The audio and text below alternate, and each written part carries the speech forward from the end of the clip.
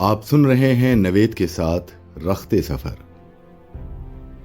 شہری زندگی کی بھیڑ بھاڑ سے دور، سیاست کی گندگی سے الگ تھلگ، فیشن کی خوشبو سے بے خبر، تکلف اور آرائش کی بک سے آزاد فضا میں پھوس پرال یا گارے مٹی کے گھروں نے زمین پر ایک خاص رنگ پایا ہے. پوری دنیا کا ان داتا انہی گھروں میں رہتا ہے. لہلہاتے ہوئے درختوں کی سائیں سائیں اور رہٹ کی رو رو دیہات کے لیے نغموں سے کم نہیں. دیہات کی ٹھنڈی اور پاک ہوائیں نہ صرف صحت افزا ہیں بلکہ روح کو سرور اور دل کو سکون بخشتی ہیں. کنویں کا پانی گاؤں والوں کے لیے امرت ہے اور سادگی ان کا زیور.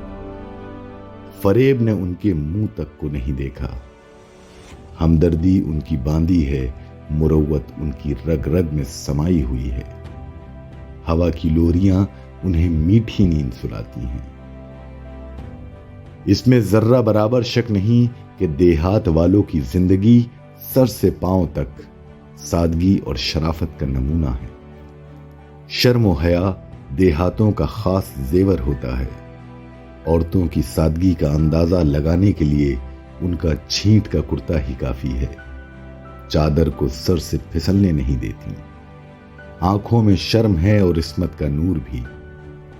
جب کبھی آرائش کا خیال آیا تو مہندی لگا لی یا بیسن سے منہ دھو لیا. خوراک سادہ مگر قوت بخش ہے. دودھ، دہی، لسی، سبزی، دال اور اناج. اور اگر غریب ہیں تو روکھی سوکھی روٹی پر ہی صبر کیے جا رہے ہیں. جو کچھ ملا پانی پی کر شکر ادا کیا. اب چاہے روٹی باسی ہو یا موٹی، غنیمت ہے. سالن مل گیا تو کیا کہنے، ورنہ آم کے اچار اور پیاز کے ساتھ ہی چٹخارے لے کر کھا لیے. الغرض دیہات کی زندگی بہت ہی سادہ اور مزے والی ہوتی ہے. دیہات والوں کی محنت و مشقت سے بھری زندگی بھی قابل داد ہے. نور کے تڑکے نیند کو آنکھوں میں سے دھو ڈالتے ہیں. گائے بھینس کے آگے چارہ ڈالا، بیلوں کے گردن میں جوا ڈالا اور ہل تھامے کھیت کو چل دیے.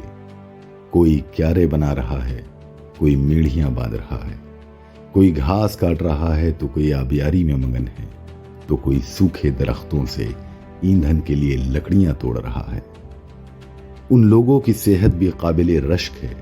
کام کی کثرت، زندگی کی سادگی اور آب و ہوا کی پاکیزگی نے ان کے جسم کو فولاد کی طرح مضبوط بنا دیا ہے. ان کی رگوں میں خالص سرخ خون دوڑتا ہے. جب دیکھو چاک چوبند نظر آتے ہیں. نہ حکیم کا احسان، نہ ڈاکٹروں کی خوشامد. معدے میں وہ طاقت کہ پتھر بھی چبا لیں، مٹی بھی پھاک لیں تو سونا بن کر ان کے انگوں کو لگے.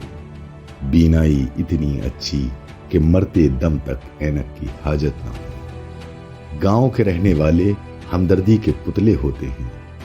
غریب مسکین ان کے دروازے سے خالی ہاتھ نہیں جاتا، اور کہیں مہمان آ جائے تو خدا کی برکت کا خیال کرتے ہیں اور اس کی خاطر تواضع میں کوئی کسر نہیں چھوڑتے. ایک گھر کا مہمان مانو پورے گاؤں کا مہمان ہوتا ہے. ایک کی بیٹی گاؤں بھر کی بیٹی ہوتی ہے. شادی آئی تو نیوتا دینے والوں نے روپیوں کی جھڑی لگا دی. ہر گھر سے چارپائیاں آ گئیں، بستروں کے ڈھیر لگ گئے، ایندھن کا انبار لگ گیا. دیہات میں تفریح کے سامان بھی سادہ ہوتے ہیں، لیکن اب جدید دور کی ہوا دیہات میں بھی پہنچ رہی ہے. شہروں کے فیشن اور تکلفات وہاں بھی داخل ہو رہے ہیں. ریڈیو اور ٹیلی ویژن گاؤں میں اب عام ہو چکے ہیں. کھیتی باڑی میں اب بیل کی جگہ ٹریکٹر کا استعمال کیا جانے لگا ہے. رہٹوں کی جگہ ٹیوب ویل نے لے لی ہے. سڑکوں پہ موٹر گاڑیوں نے تانگے اور بیل گاڑیوں کو میلوں پیچھے چھوڑ دیا ہے. ان تمام بدلاؤ سے دیہات کے ہاتھ کٹ چکے ہیں، اور اب وہ دن دور نہیں جب گاؤں کی سادگی اور پاکیزگی ماضی کی داستاں بن کر رہ جائے گی. اور دیہات کی پہلی بارش کی وہ سوندھی خوشبو بہت یاد آئے گی۔